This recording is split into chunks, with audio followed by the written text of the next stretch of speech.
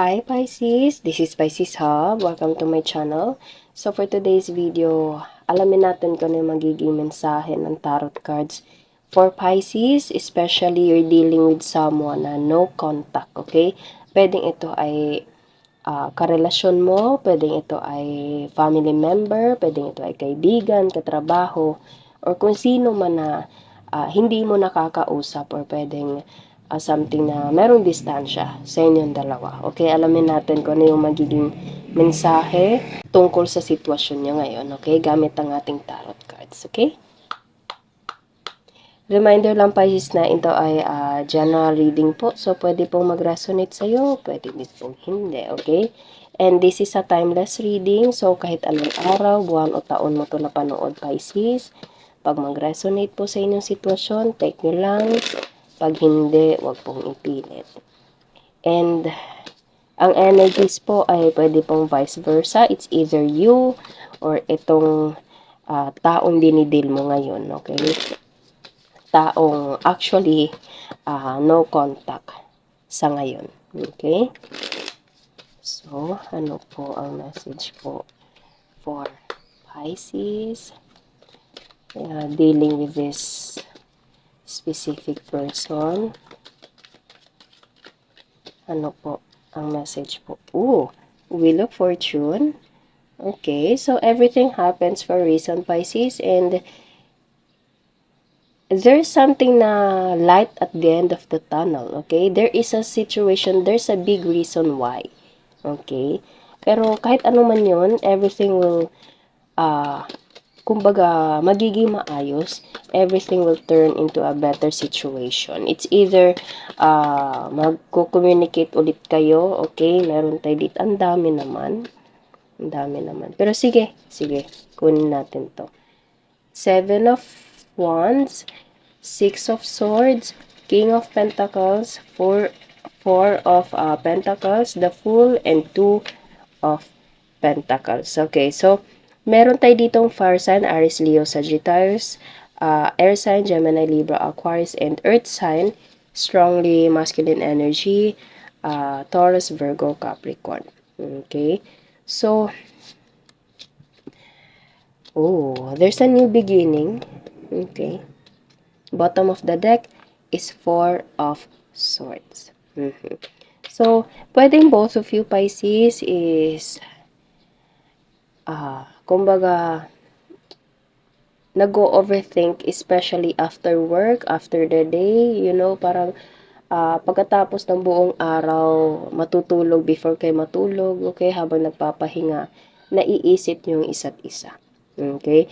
And pwedeng ikaw, Pisces, or pwedeng itong taong to, or pwedeng kayong dalawa is pinapanalangin nyo sa ating Panginoon kung ano yung sitwasyon yung dalawa.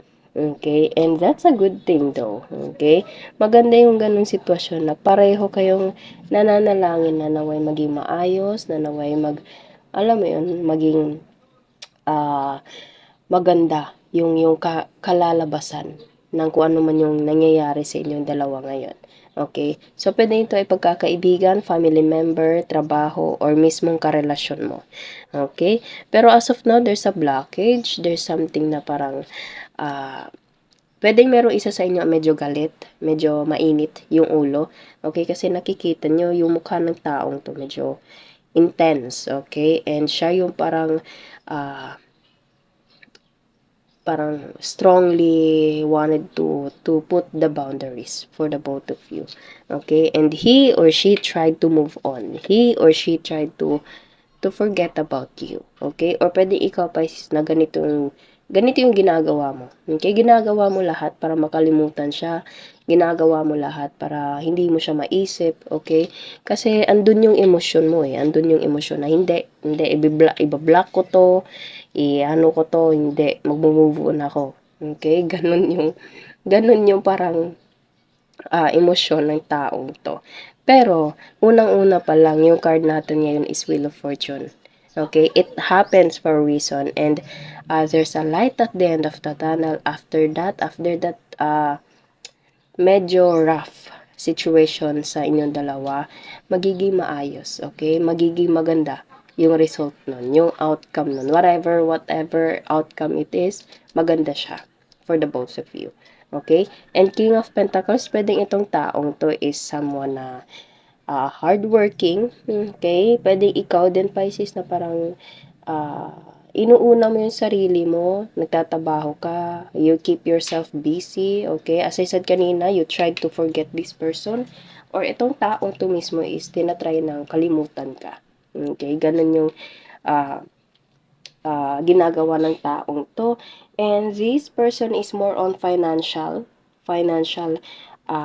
upgrading, okay? Financial kumbaga stability. Yun yung inuunan niya ngayon. Okay, ina-upgrade niya yung sarili niya or ikaw, Pisces. Yes, as I said kanina, Four of Pentacles, nag-iipon itong taong to ng pera. This card kasi is savings card, okay? It's either makakapag-ipon ka, Pisces, o meron kang ginagawa, lalo na kung meron kang responsibilidad. Kasi meron tayo ditong apat at dalawang anong tawag nito? Coin sa baba, ibig sabihin is responsibilities. Ito naman nasa kamay niya is ito yung mga savings, okay, pag-iipon. And ito nasa ulo is, ito yung mga bagay na gusto niya bilhin. And kaya niyang bilhin. Okay, so it's either you, Pisces, or ito yung taong dinidil mo ngayon. Okay, pero dito na, the Fool. There is a big situation, Pisces. It's either konektado to sa taong to, or pwedeng merong darating sa'yo na panibago, na magdadala sa'yo ng panibagong landas, okay? Magbibigay sa'yo ng panibagong pintuan patungo sa panibagong landas, okay? So, pwedeng there's a new person na darating sa'yo and pwedeng mamimili ka. Okay? Mamimili ka kung sino yung pipiliin mo kasi meron tayo dito kasunod na Two of Pentacles. And kitang-kita nyo, Pisces, namimili itong taong to. Okay?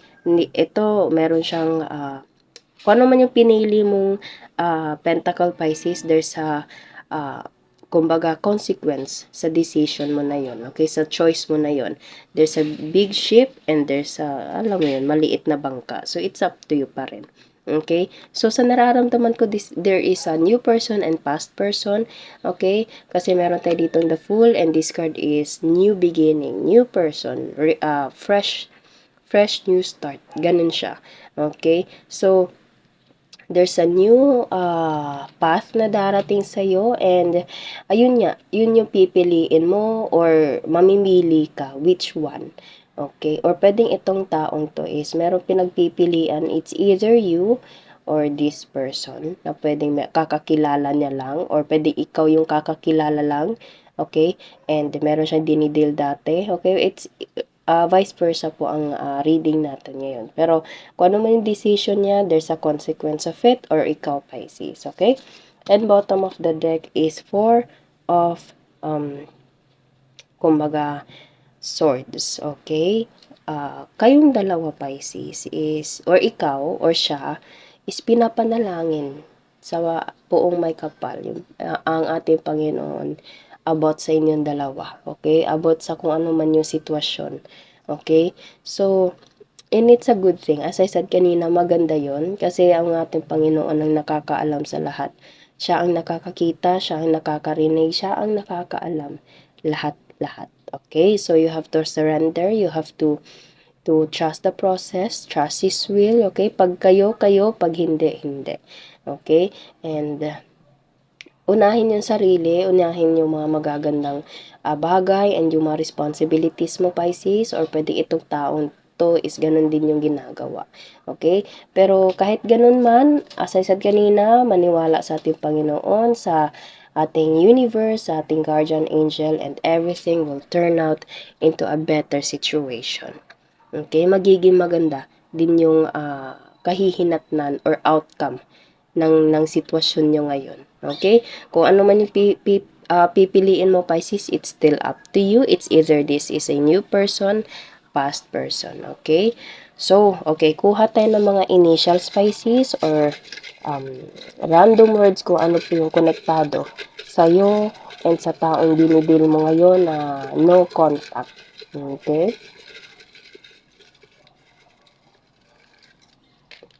Ayan. Oh, there's a visa. Okay, so pwede merong travel na mangyayari, Pisces. mayaman. Ooh, wow. Chinito, chinita. It's either you or this person is chinito, chinita. Katrabaho. So, pwede merong trabaho, especially ibang bansa. Tahimik. Or pwede merong connection. As I said kanina, inuunan niya yung trabaho niya. And letter G. Okay, so there's a letter G, chinito, chinita, katrabaho, visa, mayaman, and tahimik. Okay? So, yun lang po Pisces ang ating reading sa araw na ito. Naway nagustuhan niyo po. Huwag niyo po sanang kalimutan na mag-like at mag-subscribe po sa ating channel. And click the bell button Pisces para ma-notify po kayo sa next videos na i-upload natin. Okay? Thank you Pisces and God bless!